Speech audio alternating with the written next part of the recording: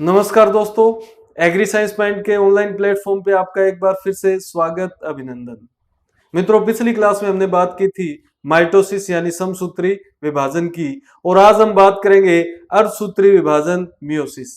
इन दोनों में क्या अंतर है, मेजर डिफरेंस क्या है, किस प्रकार से क्रोमोसोम्स डिवाइड होते हैं, इन सभी की चर्चा हम करेंगे। और आज मैं वो भी बात आपको बताऊंगा भी मियोसिस फर्स्ट होने के बाद जब क्रोमोसोम नंबर्स आधे रह जाते हैं तो मियोसिस सेकंड क्यों जरूरी है, फिर क्यों उनका बाद में अर्धसूत्री विभाजन दोबारा से होता है।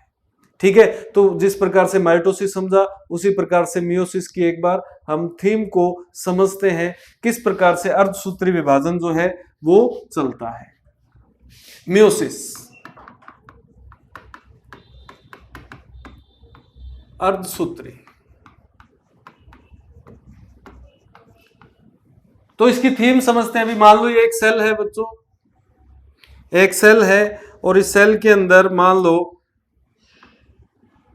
दो गुणसूत्र हैं और इसने मियोसिस करना है, अर्धसूत्री विभाजन करना है। तो भाई विभाजन करने से पहले विभाजन की तैयारी तो करनी पड़ेगी, अंतरावस्था तो पूरी करनी पड़ेगी। अंतरावस्था यानी इंटरफेज, इंटरफेज तो पूरी करनी पड़ेगी बच्चों। इंटरफेज करेगी तो ये G1 भी करेगी, GS भी करेगी और G2 भी करेगी, और यहाँ पे S में DNA डबल हो जाएगा। S में क्या हो जाएगा, DNA डबल हो जाएगा।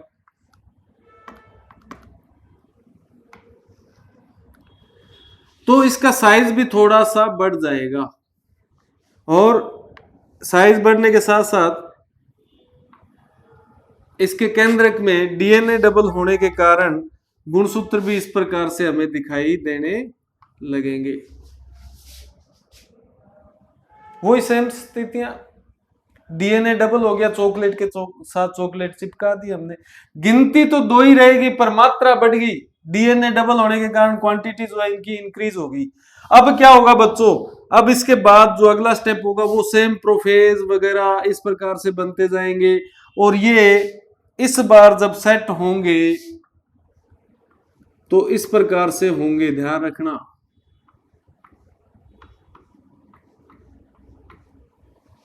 यानी मान लो इनके अंदर, अब हमें समझना पड़ेगा भी चार गुणसूत्र हैं, इसमें भी चार ही थे, इसमें भी कितने थे, चार थे, इसमें भी चार है, उसमें भी चार है, बस इसमें सिंगल सिंगल थे इस प्रकार से, और इसके अंदर चॉकलेट के साथ चॉकलेट चिपक गई, तो ये स्थितियां आ गई।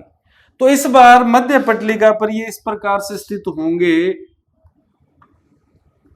और समसूत्री विभाजन से अलग प्रकार से होंगे। समसूत्री में तो क्या हुआ था, एक ही लाइन पे इस प्रकार सेट हुए थे, पर अर्धसूत्री में ये इस प्रकार सेट होंगे। इसके बाद क्या होगा, इसके बाद आपको पता है कॉन्ट्रैक्शन होगी, कॉन्ट्रैक्शन होगी तो ये धागे जो है सिकुड़ेंगे तो ये अपने अपने गुणसूत्रों को अपने साथ ले जाएंगे। तो एक तो गुणसूत्र बिंदु सेंट्रोमियर डिवाइड नहीं हुआ, गुणसूत्र बिंदु का विभाजन नहीं हुआ, इस प्रकार से सेट थे और अलग अलग चले गए। अब ये फिर केंद्रक बनेंगे और इस प्रकार से दो कोशिकाएं बन जाएंगी और इनके अंदर गुणसूत्र दो दो चले गए, सेल डिवाइड हो जाएगी इस प्रकार से, दो सेल बन जाएंगी, दो सेल बन जाएंगी और उन दोनों सेल के अंदर इस प्रकार दो दो गुणसूत्र हैं। इसमें कितने थे, चार, इसमें कितने हैं, दो, इसमें भी कितने हैं, दो। तो ये काम हो गया मियोसिस फर्स्ट का। परंतु यहाँ पे एक चीज देखने वाली है भी, इसमें गुणसूत्र तो चार थे, क्रोमोसोम इज इक्वल टू 4, और DNA कितने जितना था, 4 जितना। इसके अंदर क्रोमोसोम तो 4 ही है परंतु DNA कितने जितना हो गया, 8 जितना, जैसा कि समसूत्री विभाजन में हुआ था। सेम वैसे ही DNA डबल हो गया, चॉकलेट के साथ चॉकलेट चिपकी, इसलिए चॉकलेट तो हम एक ही मानेंगे। और इनके अंदर सेम स्थितियां हैं, इसमें क्रोमोसोम 4 है, दो ऊपर दो नीचे इस सेल के अंदर, और DNA कितने जितना है, 8 जितना है। अब ये डिवाइड हुए तो ऊपर क्रोमोसोम कितने चले गए? 2। डीएनए कितने जितना चला गया? 4 जितना। चॉकलेट के साथ चॉकलेट चिपकी हुई है, सेम यही कंडीशन, क्रोमोसोम 2, डीएनए कितने जितना? 4। तो इस प्रकार से ये 2 सेल डिवाइड होगी जिनमें क्रोमोसोम तो 2 रह गए परंतु डीएनए जो है 4 जितना रह गया।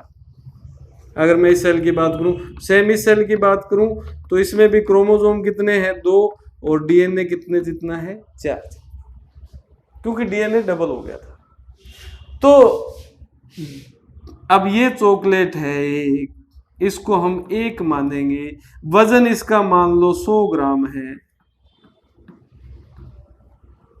अब इस चॉकलेट के साथ एक चॉकलेट हमने और चिपका दी साथ में। अब इसका नंबर्स तो एक ही रहेगा परंतु इसका वजन जो है, वेट जो है वो कितने ग्राम हो गया? 200 ग्राम।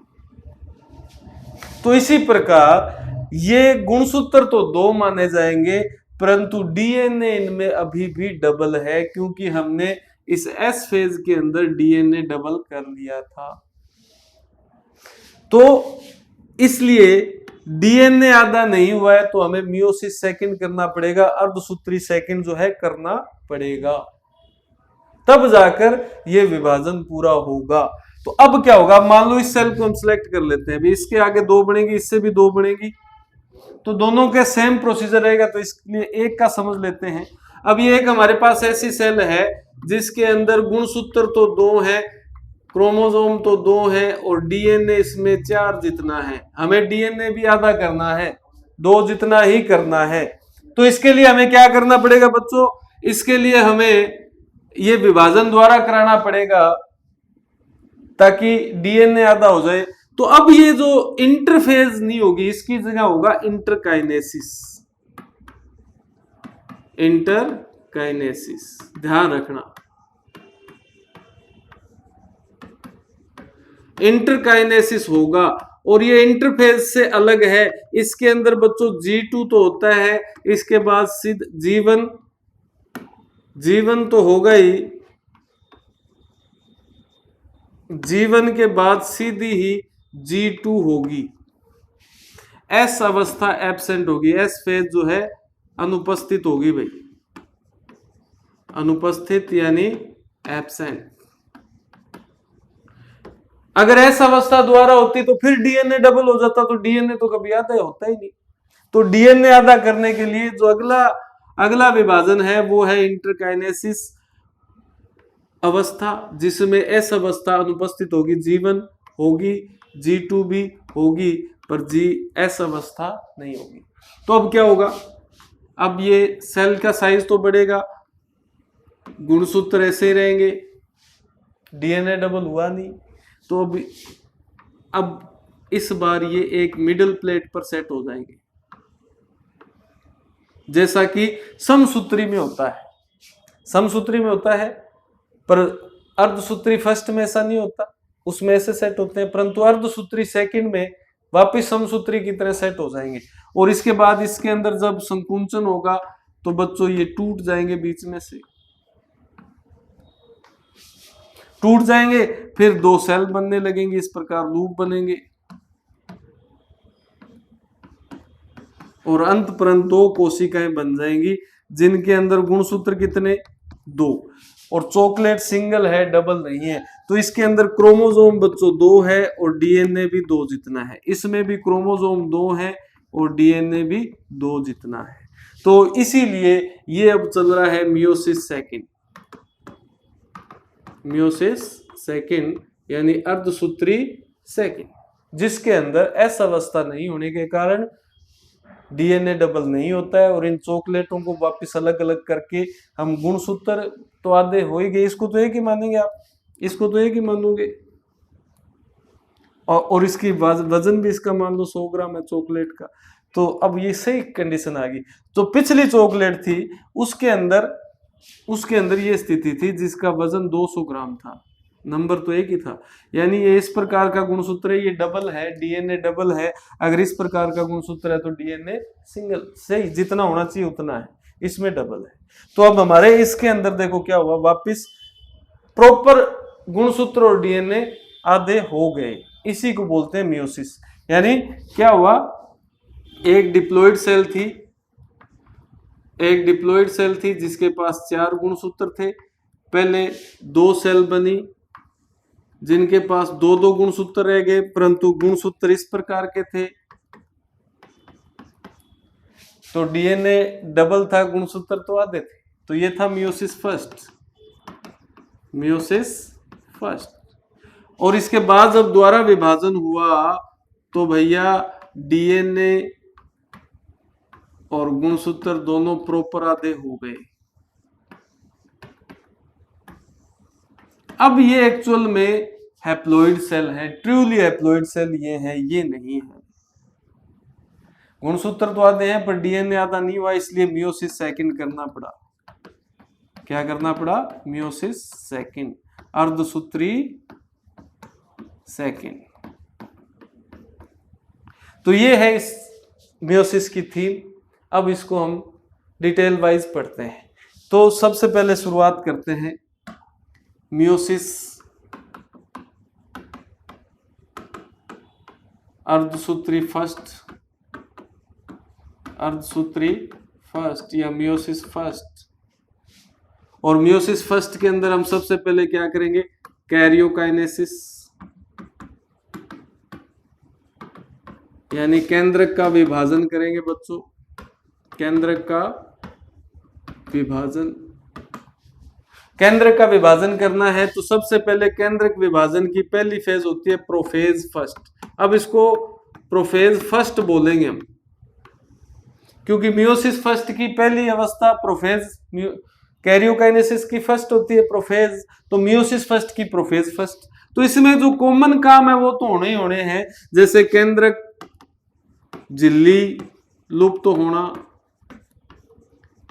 मैंने कहा था बार बार नहीं बताऊंगा इसलिए बता रहा हूं, इंग्लिश वाले इसको न्यूक्लियर मेम्ब्रेन डिसअपियर हो जाएगी, केंद्रिका डिसअपियर, न्यूक्लियोलस, इसको दोबारा देख लेना भी, वो सारे काम होंगे। क्रोमेटिन क्रोमोसोम में बनेगा, क्रोमेटिन क्या किस में बनेगा? क्रोमोसोम में। क्रोमेटिन गुणसूत्रों में बदल जाएगा, ठीक है। और सेंट्रोसोम जो है पोल्स की तरफ जाएगा, ध्रुवों की ओर गति करेगा। ये सारे काम मैंने आपको पहले बताया था, ये तो होने ही होने हैं। परंतु इस प्रोफेज फर्स्ट के अंदर और भी कई काम साथ में चलते हैं। तो इसकी 5 उप अवस्थाएं हैं बच्चों,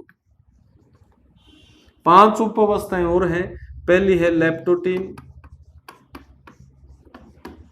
दूसरी है जाइगोटीन,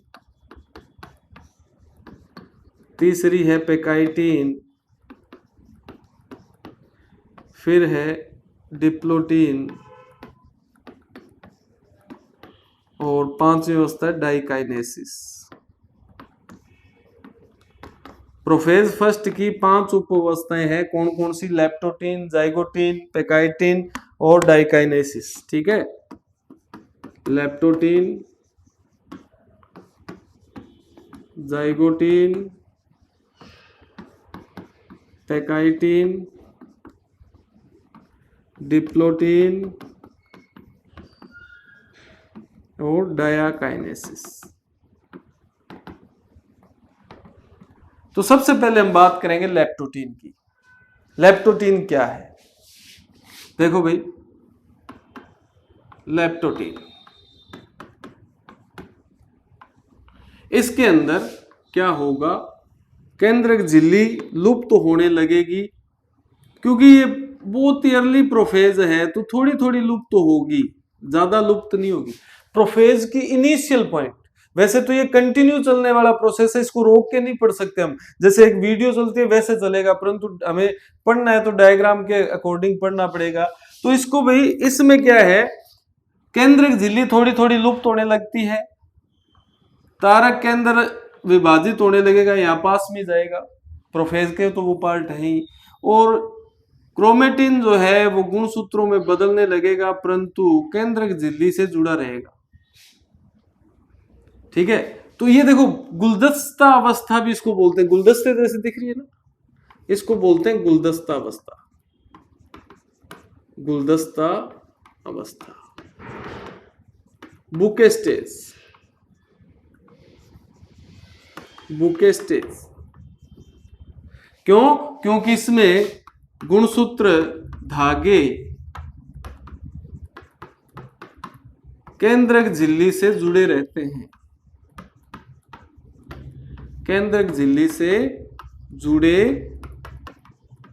रहते हैं। क्रोमोसोम थ्रेड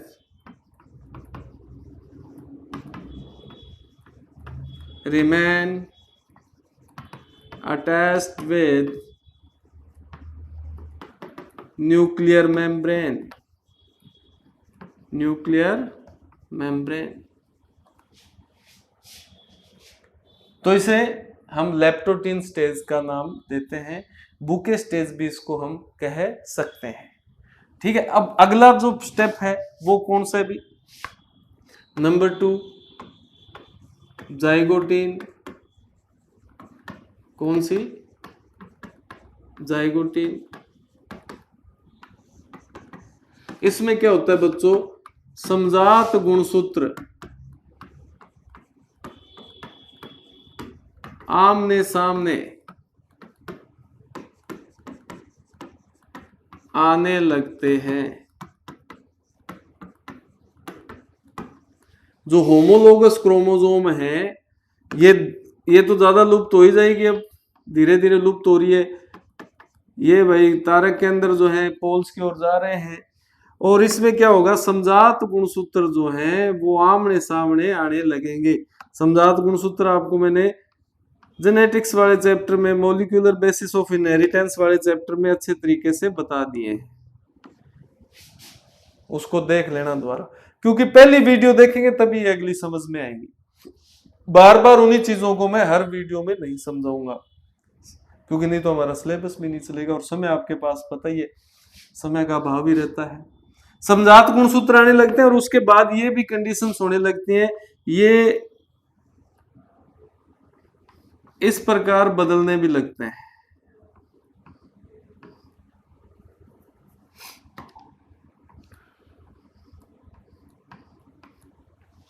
एक दूसरे से जुड़ने लगते हैं, एक दूसरे से नॉन सिस्टर क्रोमेटिड्स जो हैं वो जुड़ने लगते हैं। बाइवेलेंट जिसको बोलते हैं, बाइवेलेंट मतलब ये अब ये जोड़े बन गए, तो बाइवेलेंट जो होते हैं वो टोटल क्रोमोसोम पूरे गुणसूत्रों के आधे होते हैं। जैसे हमारे 46 हैं तो 23 बाइवेलेंट बनेंगे, ठीक है, क्योंकि जुड़ रहे हैं।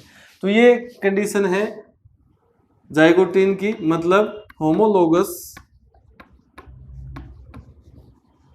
क्रोमोसोम कम नियर, पास आने लगते हैं समजात गुणसूत्र। इस प्रकार से मैंने आपको बताया था ना पहले, इस प्रकार से ये एक दूसरे के समजात हैं, ये एक दूसरे के इस प्रकार से ये समजात गुणसूत्र आपस में पास आने लगते हैं। अब अगली अवस्था है number 3 पेकाइटिन।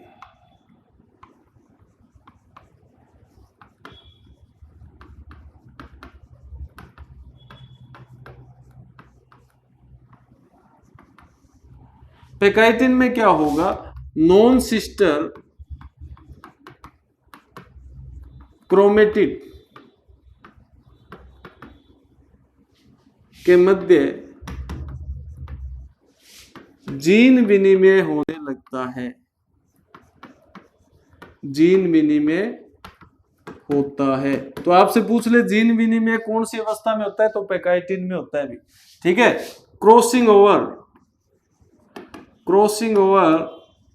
occur between non-sister chromatid। अब ये नॉन सिस्टर क्रोमेटिड्स कौन से हैं? जैसे ये एक क्रोमेटिड है, ये दूसरा क्रोमेटिड है, तो ये तो सिस्टर क्रोमेटिड हो गए क्योंकि एक ही गुणसूत्र के हैं। जब इसका समजात गुणसूत्र इसके साथ जुड़ेगा, इसका समजात गुणसूत्र इस प्रकार से, ये इसका समजात है, दूसरा भाई है। अब ये और ये दोनों जो हैं ये नॉन सिस्टर है, क्योंकि ये क्रोमेटिड इसका है, इस गुणसूत्र का, और ये इसका है। तो इन दोनों के मध्य क्रॉसिंग ओवर या जीन विनिमय, क्रॉसिंग ओवर क्या है भी, क्रॉसिंग ओवर या जीन विनिमय, exchange of gene, exchange of gene या जीनों की अदला बदली, जीनों की अदला बदली,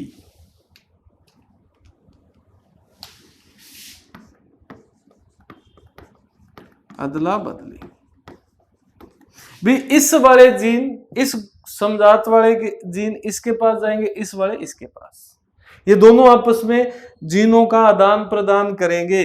तो इसी को बोलते हैं क्रॉसिंग ओवर या जीन विनिमय, ताकि वेरिएशन आए, अगली पीढ़ी में विविधता आए। हम अपने पेरेंट्स की एग्जैक्ट कॉपी नहीं है, क्योंकि इन्होंने जीन विनिमय करके फिर ये अलग हो जाए, इसी को बोलते हैं क्रॉसिंग ओवर। और ये क्रॉसिंग ओवर कहाँ घटित होती है अभी, पेकाइटिन में। किस प्रकार से, ये भी देख लो, जैसे ये ब्लू वाला मैंने बनाया था,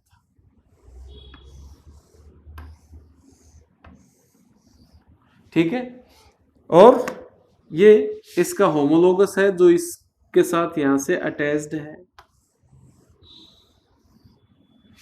अब ये क्या होंगे, जब जीन विनिमय करके अलग होंगे तो किस प्रकार के दिखाई देंगे, जैसे ये ब्लू वाला तो ये हो गया,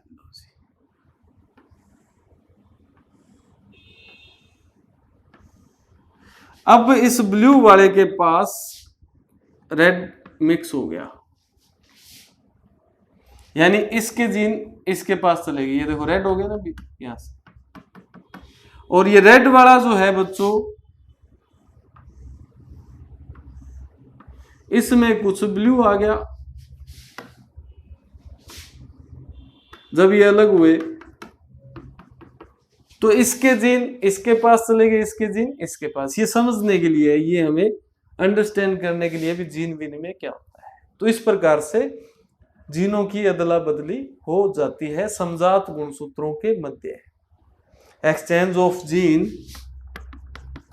exchange of gene between homologous chromosome, समजात गुणसूत्रों के मध्य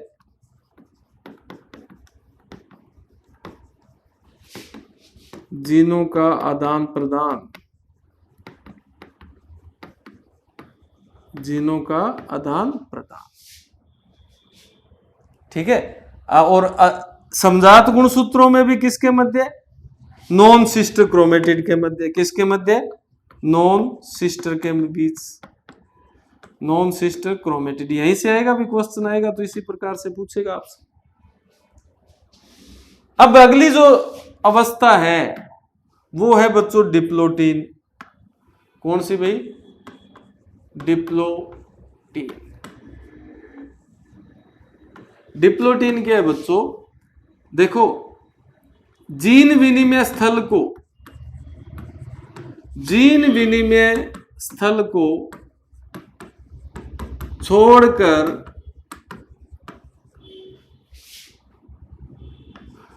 बाकी स्थानों से समजात गुणसूत्र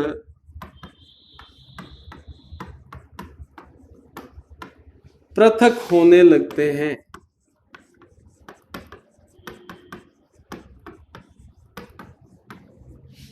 यानी जहां जहां से क्रॉसिंग ओवर हो रही है वहां से तो ये जुड़े रहेंगे, बाकी की जगह से ये क्या हो जाएंगे, सेपरेट हो जाएंगे, अलग हो जाएंगे, ठीक है। Homologous chromosome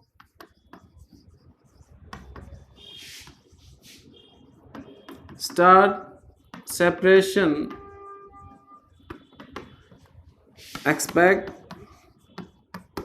crossing over side, crossing over side. तो इसके कारण, इस घटना के कारण हमें काइजमेटा, काइजमेटा दिखाई देते हैं।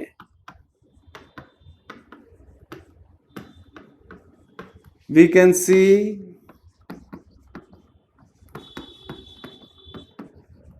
काइजमेटा। अब ये काइजमेटा क्या है, ये इंपॉर्टेंट है भैया, ये बहुत बार क्वेश्चन है जेट में, मोस्ट इंपॉर्टेंट है, ध्यान रखना। अभी पिछले 2-3 सालों से नहीं आ रहा, उससे पहले ये आता ही आता था क्वेश्चन, कई बार आ गया। काइजमेटा क्या होते हैं ये हम देखते हैं। देखो इस प्रकार से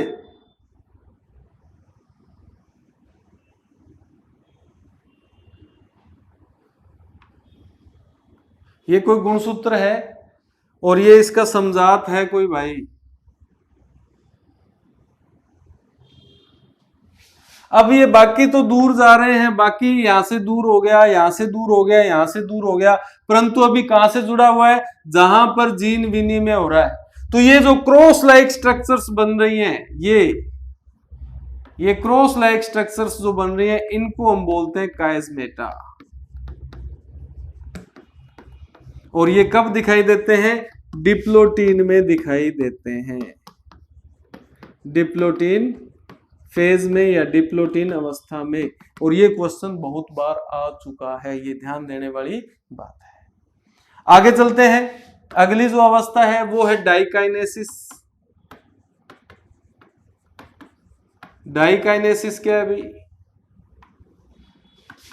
गुणसूत्र पूर्णतः पृथक हो जाते हैं।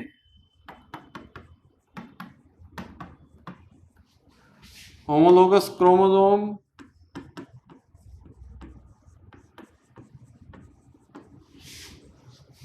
completely separate from each other। जिस प्रकार से जिप खुलती है, जिस प्रकार से जिप खुलती है उसी प्रकार से ये अलग होने लग जाते हैं, हो जाते हैं कंप्लीटली। ठीक है, इस प्रकार से अलग हो जाते हैं, जिसको हम उपांति भवन या टर्मिनलाइजेशन बोलते हैं। क्या बोलते हैं, उपांति भवन, उपांति भवन या टर्मिनलाइजेशन।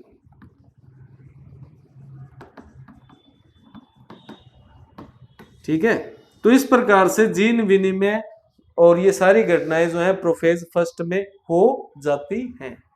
ये मैं उम्मीद करता हूं भी आपको समझ आ गई होंगी। और इससे क्वेश्चन आ सकता है, ये भी क्वेश्चन नीट में आया हुआ है भी, पृथक कब हो जाते हैं कंप्लीटली, तो डाइकाइनेसिस में वो कंप्लीटली सेपरेट हो जाते हैं। अब आगे है, अगली जो अवस्था है बच्चों नंबर 2, वो है मेटाफेज फर्स्ट। मेटाफेज फर्स्ट, इसमें क्या होगा, इस प्रकार से मिडल प्लेट पर सेट हो जाएंगे, आमने सामने। समजात गुणसूत्र, समजात गुणसूत्र आमने सामने मध्य पटलिका पर स्थित हो जाते हैं। Homologous chromosome settled in middle plate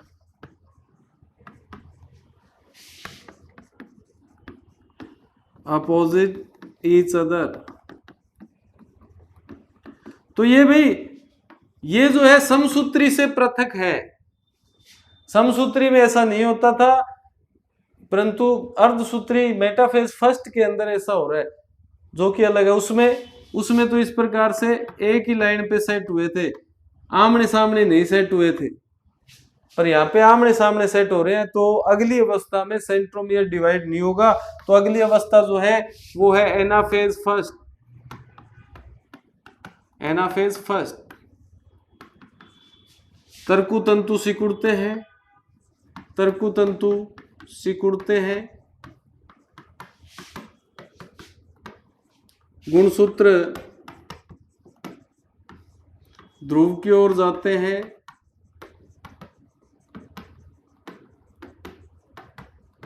गुणसूत्र बिंदु विभाजित नहीं होता है भी। गुणसूत्र बिंदु विभाजित नहीं होता है। गुणसूत्र बिंदु विभाजित नहीं होता है। ठीक है। जो माइक्रोफिलामेंट्स है, chromosome move towards pole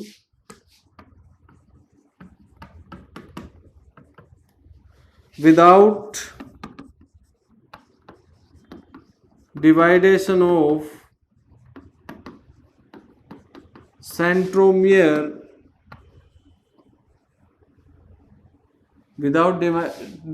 centromere due to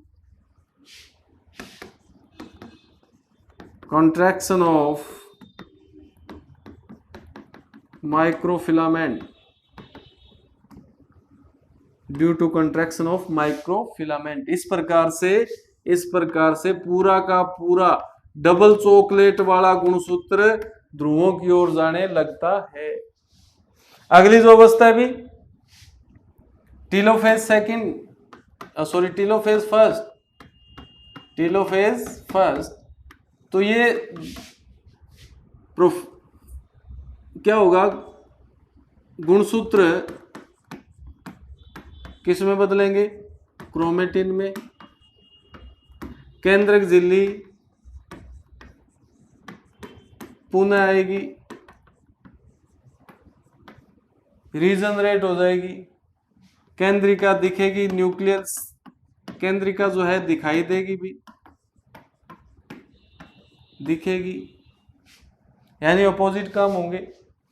अब इसका मतलब ये नहीं है भी जो प्रोफेज की डिप्लोटिन और वो काम भी वापिस जीनी बिनी में वो नहीं होगा, बाकी जो मूलभूत काम है वो वापिस दिखाई देने लगेंगे। इस प्रकार से दो केंद्रक बन जाएंगे, गुणसूत्र जो है वापिस धागे के रूप में आ जाएंगे। ठीक है, ये स्थितियां आ जाएंगी और केंद्रिका वापिस दिखने लगेगी। इसके बाद होगा साइटोकाइनेसिस होगा। तो आपको पता ही है, दो केंद्रक हैं तो ये एक सेल में नहीं रह सकते, तो इनको सेल भी दो चाहिए, तो दो सेल बन गई।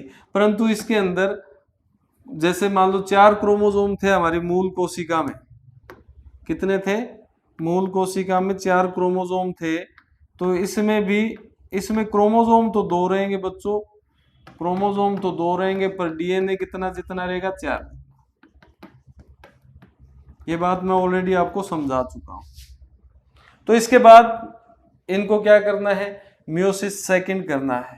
क्या करना है, मियोसिस सेकंड, यानी ऐसी कोशिका है जिसके अंदर ये स्थिति है। अब ये क्या करेगी, इंटरकाइनेसिस करेगी। क्या करेगी, इंटरकाइनेसिस।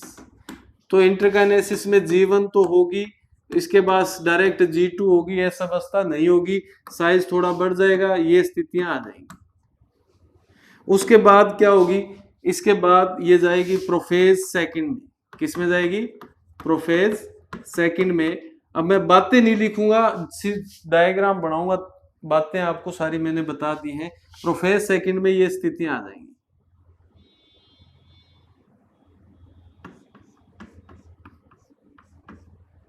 ठीक है, ये स्थितियां बनने लगी। उसके बाद ये जाएगी मेटाफेज सेकंड में, मेटाफेज सेकंड में। तो इसके बाद ये स्थितियां आ जाएंगी भी, और ये मेटाफेज सेकंड जो है वो बिल्कुल किसकी तरह है बच्चों, समसूत्री विभाजन की मेटाफेज की तरह है। किसकी तरह, समसूत्री विभाजन की मेटाफेज की तरह। भी सारे गुणसूत्र एक लाइन में सेट हो जाएंगे, सारे गुणसूत्र एक लाइन में सेट हो जाएंगे। मियोसिस फर्स्ट, मेटाफेज फर्स्ट की तरह नहीं, माइटोसिस की मेटाफेज की तरह एक ही लाइन में। उसके बाद क्या होगा, एनाफेज सेकंड होगी। एनाफेज सेकंड होगी तो ये भैया बीच में से टूट जाएंगे। क्या हो जाएंगे, टूट जाएंगे।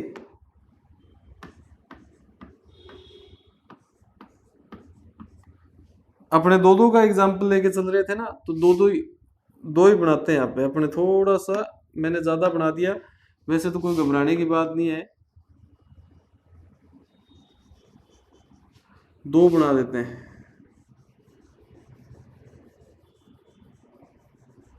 ताकि कॉन्सेप्ट भी आपका साथ साथ सेट चलता रहे।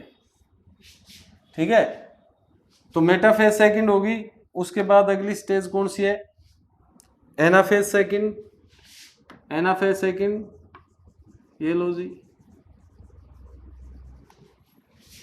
उसके बाद क्या होगा भाई, एनाफेज सेकंड के बाद कौन सी अवस्था आएगी, टीलोफेज सेकंड।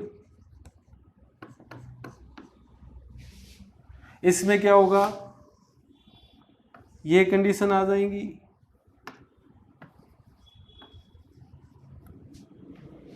टीलोफेज सेकंड के बाद क्या होगा, साइटोकाइनेसिस होगा। तो इस प्रकार से लूप बनेंगे और अल्टीमेटली दो सेल बन जाएंगी। इस एक से दो बनी, किससे, इस एक से दो बन गई वापिस, इससे भी दो बन जाएंगी। परिस्थितियां क्या होंगी, क्रोमोसोम इसमें कितने होंगे, दो, क्रोमोसोम दो, और डीएनए भी कितने जितना होगा, दो जितना। इसमें भी क्रोमोसोम कितने होंगे, दो, और डीएनए भी कितना जितना होगा, दो जितना। क्रोमोसोम दो, डीएनए भी दो, क्रोमोसोम दो और डीएनए भी दो। तो अल्टीमेटली कितनी सेल बन गई, चार बन गई। साथ में इन्होंने जीन विनिमय इत्यादि भी कर लिए। ठीक है, तो ये कॉन्सेप्ट है, इसको बार बार देखेंगे तो ये एक एक चीज आपको क्लियर होती जाएगी। डायग्राम देख सकते हैं, वीडियो एनिमेशन देख सकते हैं, यूट्यूब पर कहीं भी आप डालोगे तो ये एनिमेशन जब चलेगा तो ये सारी चीजें आपकी क्लियर होती ही जाएंगी। ठीक है बच्चों, एक आधी चीज और ध्यान रख लेना, जो माइटोसिस जो है ये इससे संबंधित वैज्ञानिक है फ्लेमिंग, और जो मियोसिस है इससे संबंधित वैज्ञानिक है फार्मर एंड मुरे, फार्मर एंड मुरे। ठीक है, तो इस प्रकार से हमारा सेल डिवीजन टॉपिक जो है वो कंप्लीट होता है। इसको अच्छे तरीके से पढ़ लेना, इंपॉर्टेंट चीजें मैंने इसमें मेंशन कर दी हैं, वो आपके एग्जाम में आपसे वो पूछ सकता है, क्वेश्चन आपका गलत नहीं होगा। इसी उम्मीद के साथ अलविदा, नमस्कार, सत श्री अकाल, हर हर महादेव। नेक्स्ट क्लास में नेक्स्ट टॉपिक के साथ मिलेंगे।